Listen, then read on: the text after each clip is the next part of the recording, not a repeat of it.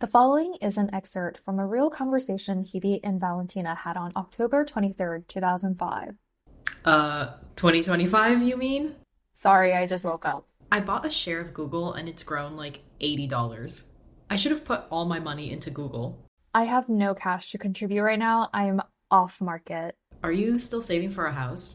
I don't know. Maybe I can contribute like pocket change to down payment right now. How much does a house cost in the tri-state area? Like $1 million? It depends. Okay, so should we invest in property in like North Carolina? They'll get ruined by the next hurricane. Oh, okay. What about Texas? I don't know. I missed my chance with Vegas. How did I not buy a house during the 2008 crisis or the Great Depression? I know, like we really flopped. Right? Like, how did I not buy crypto when I was 14 without a bank account? So pathetic of us. Hebe, we should have just invested our life savings into the market when the New York Stock Exchange opened in 1792. For real. Let's circle back to that.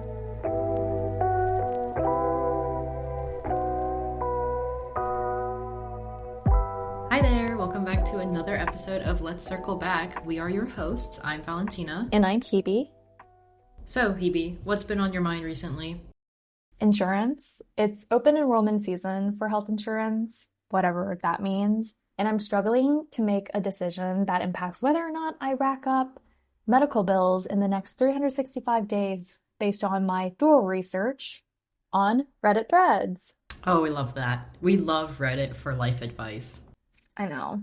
I also figured out what a commuter card is and how to get one. So this is me adulting AF. Enough about me. What about you? I'm actually also waiting for my commuter card. But I guess on the topic of adulting, I've been looking into a reverse osmosis water filter and trying to avoid red meat because I care about my health and somehow I have high cholesterol. I kind of gave up on that. I started eating tomatoes again. Anyways, there's a lot happening right now at this stage of the lives of Gen Zs. Obviously, there are experiences that transcend time periods. Like I'm sure most people don't know what they're doing fresh out of college or panic about taxes and 401ks at first. But there are also circumstances really unique to our generation, older Gen Z, that is. Like right now, everyone's facing this increasing cost of living. Coming out of college, a lot of my friends living in New York City do not make enough to make that 40 times the rent requirement, and oftentimes need their parents as guarantors. So as you can see, housing affordability is just flopping, even for people working in banking or finance, these highly coveted professions.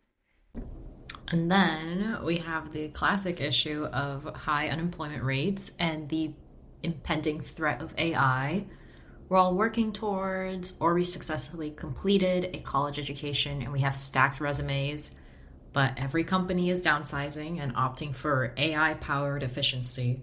So it's really hard to make a 5-year plan or a 10-year plan when the future looks bleak and we honestly feel expendable.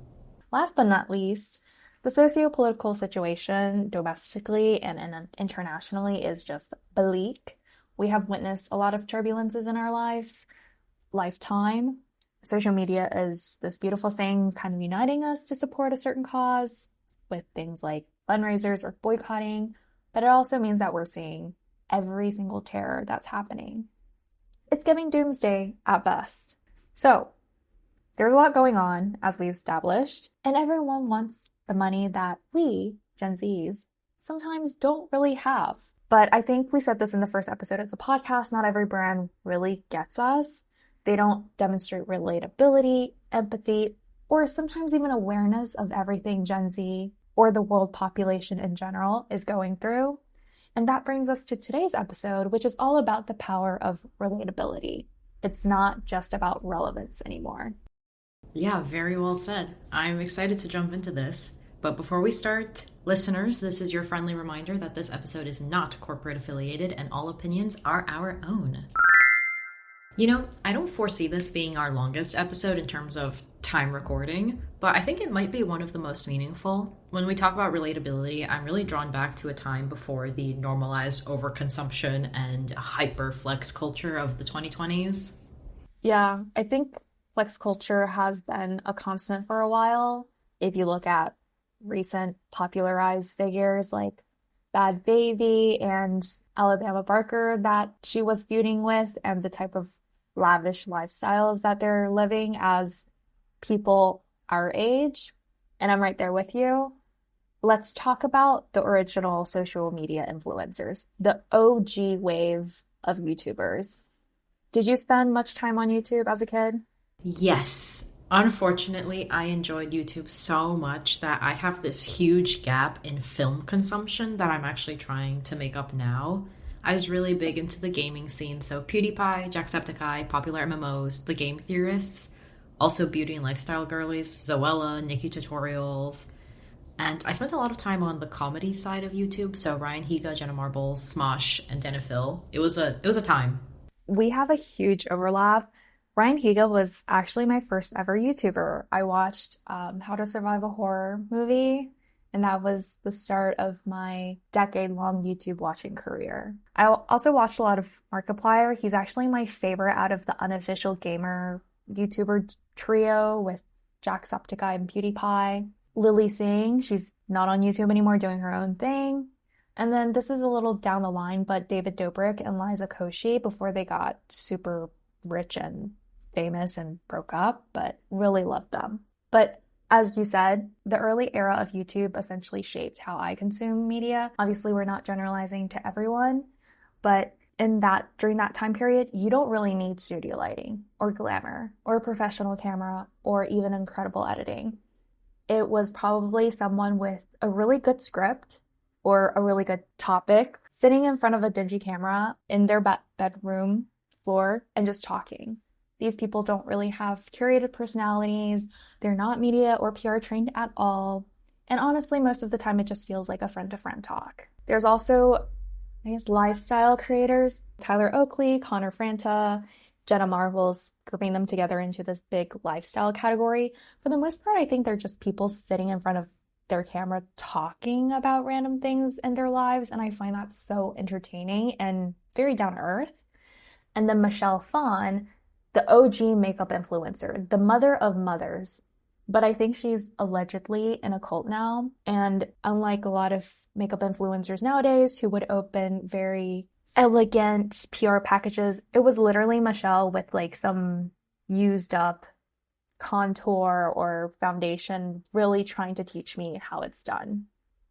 And the point of all is, these are just real people. And then we saw the first influencers, who I will now term macro influencers, and celebrities turned influencers, which I really think dominated the 2010s for me at least. People like Kylie Jenner, Paris Hilton.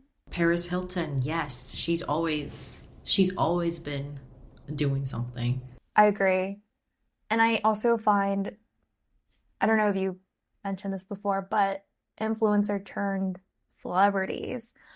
Less common to the 2010s, but there's certain YouTubers I grew up watching, like Conan Gray, Troye Sivan, and I'm so proud of seeing how far they've gotten in their career. Like, I love them so much. After those guys, netizens sort of shifted from this mainstream or very broad aspirational content to more niche. And yeah, we are using the word niche again, but the more niche stuff that resulted in a lot of people gaining a few followers. And I'm using air quotes when I say a few, because it's still like 10,000, 50,000, but it's not the millions that those macro influencers were getting before. These accounts were more focused on specific activities such as weightlifting or studying or specific aesthetics. And they kept popping up and building very tight-knit followings with a lot higher engagement than you might see on a celebrity's Instagram or a macro influencer's TikTok. And we're also definitely entering the era, the prime of podcasts, evidently with us doing this. But it's easy to see why podcasts resonate. I personally think it's a really intimate form of media. It's literally just people talking to your ears for maybe hours on end, maybe in a car, before you go to bed, when you wake up in the morning. There are podcasts out there for a lot of things. It could be very informative, Wall Street style, hey, today's stock is X, Y, and Z. But there's also entertaining, more personable content that either gives you friendly advice, makes you feel like you're talking to a friend, or really building that connection. So one podcast that I think Valentina also really likes listening to is The Psychology of Your 20s. One, it's very timely. We're both in our 20s, but also it just gives really good advice, whether it's usable or just a placebo effect. It just feels really nice listening to people validating the type of experiences that we have as people in our 20s. There's also Call Her Daddy, which I personally don't listen to, but sits in that between the line of both celebrity culture and just cultural gossip. And then there's also financial advice podcasts. There's a reason why I listen to Girls That Invest and not Wall Street Bros talking on the news. And with all that being said, we can also talk about what the broader social media scene looks like in 2025, because in my opinion, it's a weird time to be online right now. We have traditional celebrities who are still traditional celebrities, but the line between celebrity and influencer has blurred.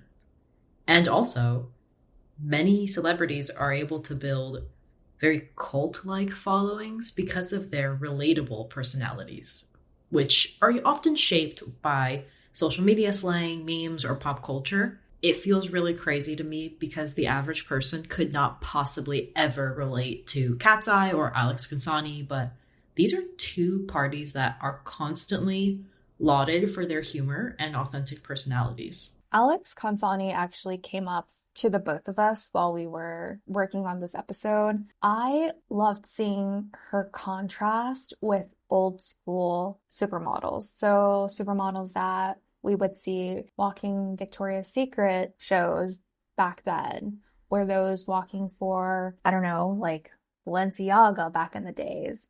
Those influencers, those supermodels, in the eyes of little me, are basically people who just look really good. Outside of the show, I know nothing about them, their personality, what they like, how they sound like. Like, I've never seen them talk, if I'm being really honest.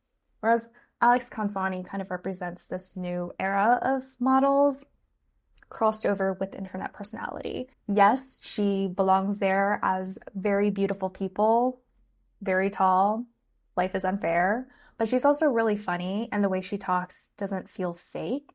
She almost feels like a friend who gets the jokes and references that I would see on the internet. And I think it poses a really good juxtaposition to, as Valentina mentioned before, traditional celebrities, who is very aspirational, very glamored, but not so much relatable. Like, I can't see myself being worthy friends to them. But one thing we're trying to get at is also self-awareness.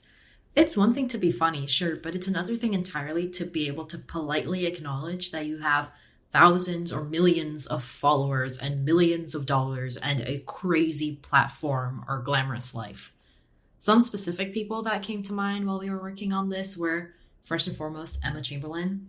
For those who don't know, Emma got her rise as a very relatable and comedic teenage girl on YouTube. She kind of popularized an entire editing style for a few years. She lost a little bit of favor with people during that weird transition period where she was 1 foot in YouTube and 1 foot in high fashion. She skyrocketed in popularity to this more prestigious sphere where she currently is, where she works with Vogue and the Met Gala and the Chamberlain coffee brand, when she finally embraced her success.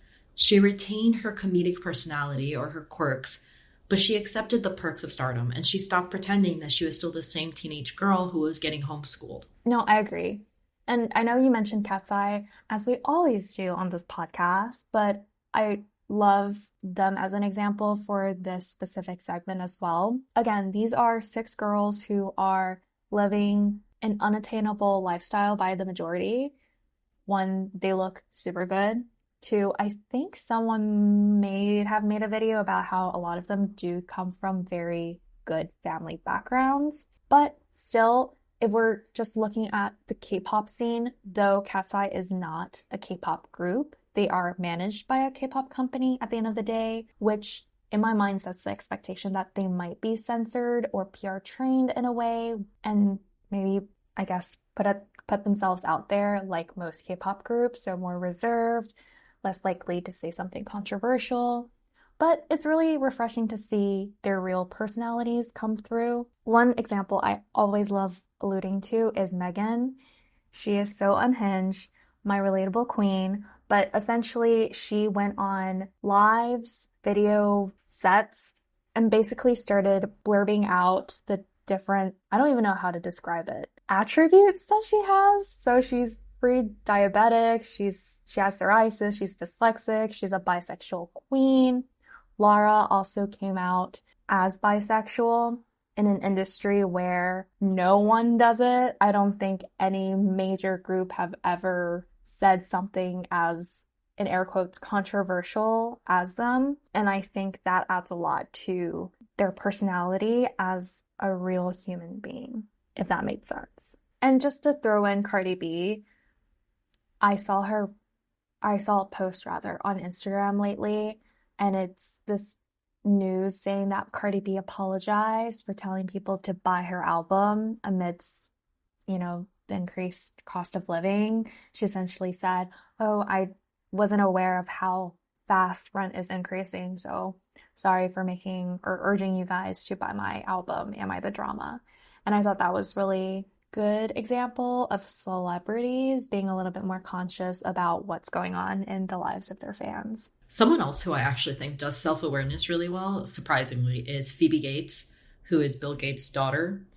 I think she's not relatable in any way, shape, or form to the average person. She's really good at acknowledging the feeling of living in her dad's shadow without sounding delusional about it being any sort of disadvantage. She's been very open about the fact that being a Gates opens doors for her and provides her with privileges that go beyond money or financial security. It's about the education she was able to afford and the networking opportunities she's been given her whole life. So I really appreciate that in someone, and I really like when Nepo babies acknowledge their nepotism without making it weird. I think Matthew McConaughey's son is also really good about this. I saw an interview where he was like, "I'm his son, so I can get in the door, but I'm not just going to be lazy. If someone gives me an opportunity, I'm going to put my entire effort into it to prove myself." And I thought that was really great. I love the contrast this provides to that one magazine cover that says Kylie Jenner is the first self-made billionaire. The irony. There are pros and cons to each type of, how can we say, like person with a platform. Micro-influencer versus macro-influencer versus celebrity. It really depends on what you want to achieve and who you are. And this feels like a really good place to talk about brand takeaways from this episode. Seamless transition as always. That's what we're known for. I'd say traditional celebrities are very broadly and widely recognized by general audiences. And oftentimes, they're very untouchable. They're able to serve as the representatives for so many luxury brands because they can elevate the products to this level of prestige only accredited to Hollywood. We both know it's a really bad time for luxury right now because A, they want to stay prestigious. They want to be upper class luxury, very far from the common folk. But B, they need to recruit young new consumers. Like the people entering the market are millennials and Gen Z. But young shoppers don't really have disposable income to just go and buy a $2,000 pair of jeans. So we don't really care as much. We can't care as much as maybe some previous generations. So there's this weird dichotomy right now where luxury brands have to decide if they want to be relatable to younger consumers or if they want to go ride or die on this prestige path. And I think that's why so many luxury brands are trying to collaborate with pop culture franchises that we might recognize. So we talked about this in the anime episode, but the Studio Ghibli and Loewe collab, Louis Vuitton with League of Legends, Jimmy Choo with Sailor Moon, it goes on. I think a big problem right now is I don't look for aspirational messaging. I don't know if this is just me. Let me know if that's not how you feel. But call my BS. But I really don't see myself with the Hermes bag. I think I just want a Trader Joe's pastel mini tote, and I think many people agree with me because the lines outside of Trader Joe's during those drops are insane, and there's a really profitable resale market. So you have like Gen Z who is not saving money for these luxury bags. My grandma used to save a lot of money for Coach bags. She's obsessed. She's like number one loyal fan of Coach. But I just look at it and feel nothing. Like luxury brands do not give me any aspirational motivation at all. Like it's like, what's the purpose? I was browsing. I don't even know what platform I was on, but as you guys might know, I actually speak a little bit of Korean. So I think I was on some kind of Korean side of social media, and I saw that there's a pretty lucrative resale market for Trader Joe's bags in South Korea where they're kind of going for 4, 5, 6 times the price that they cost here. So it does say something about what we value, and unfortunately a lot of the time it's what's buzzy on social media, but sometimes it really just is like the simple or the small things that we can afford to splurge on. Yeah, I was on Xiaohongshu, which is a Chinese platform, and when Trader Joe's dropped their Halloween collection, I love saying collection, it makes me feel like they're a fashion house dropping something. People started asking, people abroad was asking people in the mainland, hey, does anyone want this? And it was just comments after comments about people like, can you bring me one? There's like a whole business on daigou, which is to buy instead. So I find that really interesting. Enough of traditional celebrities. There's also influencers and content creators who bring a different angle of relatability, and because of the nature of their content and how they operate, can cater to more of their followers or people than average actors or singers. I think we mentioned before that content are becoming very niche, very hyper personalized. They've already built a foundation of trust. They have credibility. Sometimes the way they speak to their followers isn't through like an interview or a red carpet press release. It's just face to camera. Hey guys, welcome back to my channel. Like speaking directly to the viewer. And I find that really powerful, especially in an age where word of mouth marketing is so important compared to maybe like scientific claims you put in commercials. But not only that, I think influencers offer an angle of representation. If you look at celebrities, there's not a lot of diversity in the entertainment industry. And I think in an era where social media is so prevalent everywhere, anyone can just pick up a camera and have a voice. So if you see someone who looks like you and or enjoys the same things as you, or you are finally acknowledged by a certain brand, a person, you actually might develop more positive feelings towards them. So when they go on to try to influence you to buy something, you receive that message a little better than just, I don't know, Kylie Jenner telling me to buy her lip kit. And to pivot a little bit away from the people and back to the brands themselves, I think in the context of relatability, it's also nice to recall what Hebe and I said at the beginning about the stage of life that Gen Z is currently in and the things that we're thinking about. I've tried to search this up, and my consensus is that at any given time, about 70% of older Gen Z is worried about climate change. So with that background in mind, some things that you can think about are, between me and Hebe at least, we really like PR packages that are more environmentally conscious instead of super flashy or wasteful. When you send influencers PR, it should be about the product at the end of the day, not the gimmick of the package. And in that same strand, it's really nice when brands take the time to support or show that they care about communities, not just influencers. Because I don't know if you guys know this, but influencers get free stuff all the time and they can actually afford to just buy it. But you know who can't usually go out and treat themselves freely? Frontline workers, firefighters, doctors, nurses, teachers, professors. That Poppy influencer fridge scandal should be a cautionary tale for everyone in marketing. But anecdotally, whenever I bring this up in my meetings, people don't really care. LOL.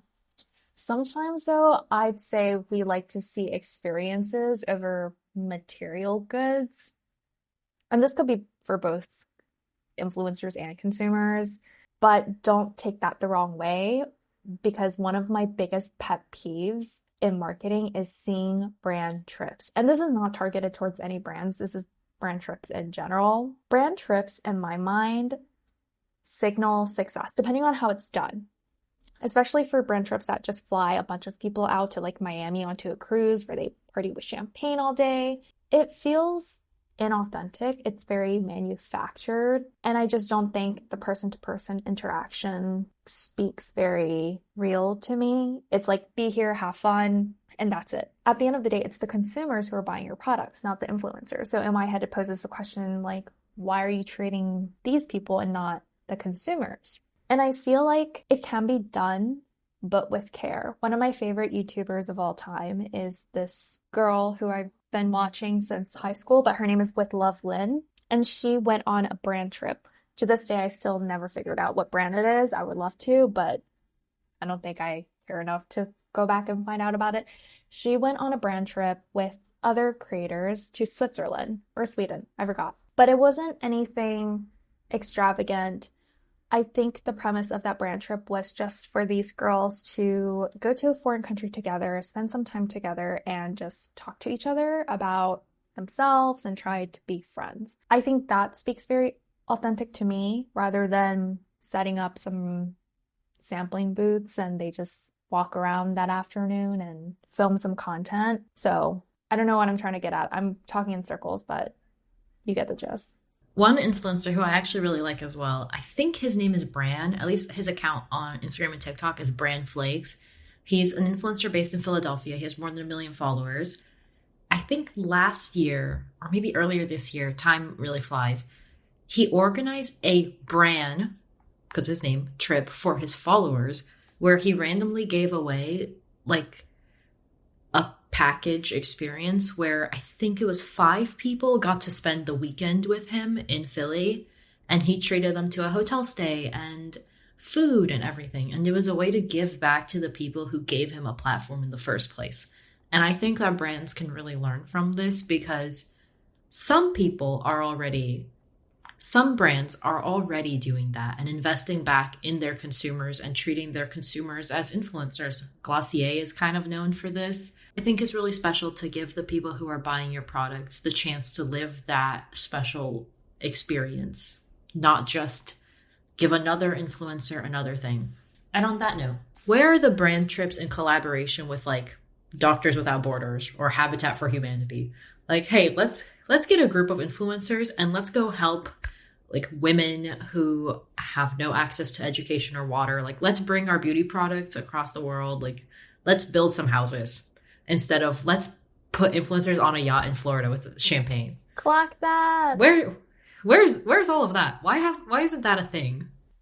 I would love for that to happen. And if a brand does that, they have my ultimate support, because I genuinely care about the cause behind something. Yeah. While you were speaking, I was sitting here and I was thinking, if I were an influencer with a platform, I would love for a brand to partner with an NGO and send me somewhere to actually make a difference. You can still make content about the brand, even if you're doing like volunteer work or giving back to a community. Oh my gosh. Someone needs to take this idea from me right now. Oh, and it's also important for brands to just read the room, understand who your average consumer is and what the macro environment is. We talk about this all the time, but it's really easy for marketers, including myself sometimes, to get out of touch with the public, because you're thinking about KPIs, you're thinking about how do I make a splash all day. Sometimes you just don't take the time to understand, okay, what's happening on the other side of the world right now.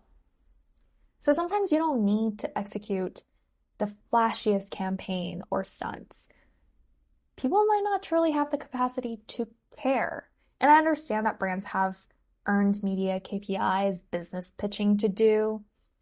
But in terms of consumer-facing activities, it's not just about whether or not it's the flashiest, the biggest. It's also about, do people resonate with the product and the message behind it? And maybe this is a good segue into the next topic of self-awareness.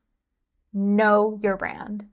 Like, relatability is great and it helps connect you, a brand, sometimes a big brand, to just one consumer, to any type of presence. But in our personal and not professional opinion, we think brands should also try not to be so hard to be relatable, because there's a boomer behind this laptop trying to communicate to me. You're a brand in a corporate company, not a human being at the end of the day. And maybe celebrities and influencers can earn their status without being assholes and tap into that self-awareness more easily because you see that human being on camera. But brands are a different story. But just acknowledging that could be really powerful and less cringy, to be honest. And as we have both said, it really helps when brands, celebrities, or influencers use their platform to enact real, tangible,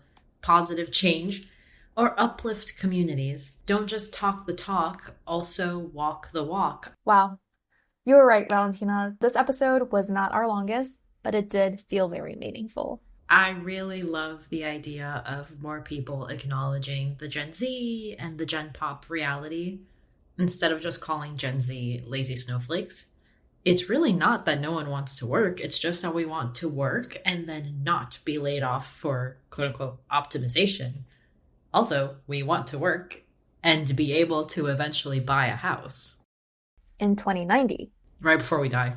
Exactly. I would also like to say that we might be the first generation to crave more life in work-life balance. Agreed. I really don't want to spend the next 45 years sitting at my work computer for 40 hours a week and let that be the most interesting thing about me. With that being said, thank you for listening to another episode of Let's Circle Back. We had a lovely time chatting about relatability in the context of celebrities, influencers, micro-influencers, and, of course, brands. There's a lot to be learned by everyone as we all navigate this space together. As always, follow us on Instagram and LinkedIn to keep up with Let's Circle Back in between uploads. We've been your hosts. I'm Hebe. I'm Valentina. And we'll see you next time.